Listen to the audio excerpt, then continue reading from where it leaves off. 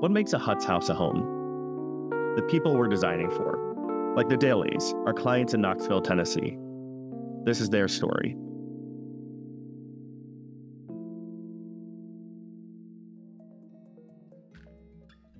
So we found ourselves in a tight spot.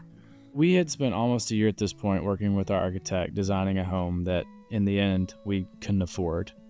There were definitely some tears as we moved into a rental and didn't really know what to do. We were looking at houses on Zillow, none of which seemed appealing. And if we were going to start this thing all over again, we had some needs. True.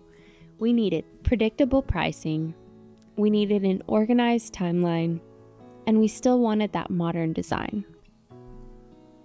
I remember when we were in Mesa Verde on the van trip, we'd had a meeting with our previous architect to see minimal edits that took forever to get.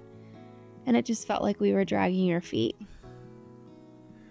After that meeting, I saw a post on HUTS' Instagram and showed it to Laura. And I was like, dang, why didn't we do this? It seems a lot easier.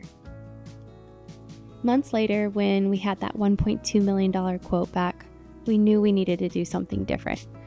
So we reached out to HUTS. We set up an initial meeting with them, and it was something like love at first sight. Well, second sight. Yeah, I was surprised that this cool company also felt really personal. We met with the founder. We heard about his story. And through that first meeting, we started to see that they had developed a system to make designing and building a home fast, effective, and fun. Half the work already seemed done. You get to start with one of their standards and modify it to your needs.